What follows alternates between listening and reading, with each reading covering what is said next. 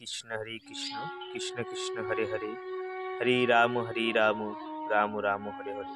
তো ভক্তগণ, আজকের ভিডিওটি রয়েছে 17ই জুলাই বুধবার, অর্থাৎ আজ পালিত হচ্ছে দেবসায়নী একাদশী ব্রত পালন। যে সকল কৃষ্ণ ভক্ত এই দেবসায়ন একাদশী ব্রত পালন করবেন তারা অবশ্যই জানবেন এই দেবসায়ন একাদশীর দিন কোন কাজটি করলে আপনার দেবসায়ন একাদশীটি সর্বসিদ্ধ হবে। আপনারা যদি এই ব্রত পালন করে একটি কাজ করতে পারেন এই দেবসায়ন একাদশীর দিন, তাহলে অনেকটাই পুণ্য লাভ করতে চলেছেন আপনার জীবনে। অবশ্যই শ্রবণ করবেন এই একাদশীর সময় কোন কোন কাজ আপনার জন্য শুভ। আষাঢ় মাসের শুক্লাপক্ষে এই একাদশী তিথি থেকে 4 মাসের জন্য যোগনিদ্রায় যান ভগবান নারায়ণ, আর এই দিন থেকেই শুরু হয় চতুর্মাস্য। এই বছর দেবসায়ন একাদশীতে সর্বস্ব সিদ্ধি যোগ, অমৃত যোগ, শুভ যোগ, শুক্লা যোগ, বর্ধদৃষ্টি যোগ, লক্ষ্মীনারায়ণের যোগ ইত্যাদি শুভ যোগ তৈরি হয়েছে। তাই অবশ্যই যদি আপনারা এই ব্রত পালন করে এই যোগ ক্রিয়াকলাপের মধ্যে একটি শুভ কাজ করতে পারেন, তাহলে আপনার হরির কৃপা লাভ হবে, অর্থাৎ শ্রীকৃষ্ণের আশীর্বাদ আপনার উপর বর্ষিত হবে। দেবসায়ন একাদশী এত জনপ্রিয় কেন জানেন? এই সময় ভগবান বিষ্ণু ক্ষীরসাগরের মধ্যে দীর্ঘ নিদ্রায় ভ্রমণ করতে যান, অর্থাৎ এই দিন ভগবান বিষ্ণু ও মাতা লক্ষ্মীর প্রশ্রয় দেওয়ার জন্য আদর্শ বলে মনে করা হয়। যোগনিদ্রায় ভগবান 4 মাস ধরে প্রসারিত হয় বলে একে চতুর্মাস্য বলা হয়।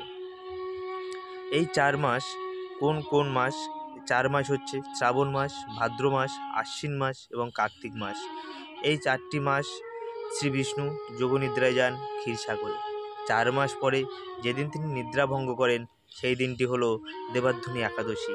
এটি কার্তিক মাসের কৃষ্ণাপক্ষ তিথিতে পড়ে।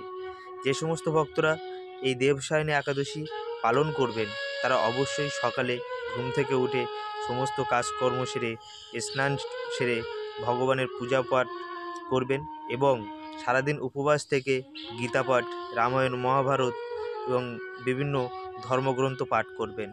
ভবিষ্যৎ পুরাণে ভগবান শ্রীকৃষ্ণ যুধিষ্ঠিরকে এই একাদশীর তাৎপর্য বর্ণনা করেছেন এবং সৃষ্টিকর্তা ব্রহ্মা তার পুত্র নারদের কথাও বর্ণনা করেছেন। রাজা মানধাত্তার গল্প এবং তার রাজ্যের সম্পর্কেও এই পুরাণে বর্ণিত আছে।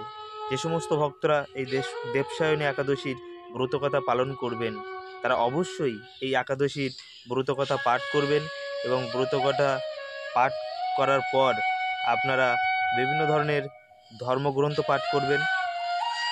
তাতে করে আপনাদের শত শত জন্মের পাপ থেকে মুক্তি পাওয়ার রাস্তা খুঁজে পাবেন এবং সংসারের সকল অর্থকষ্ট দূর হয়ে যাবে। সেই জন্য অবশ্যই এই একাদশী পালন করুন এবং এই একাদশীর মাহাত্ম্য বুঝুন।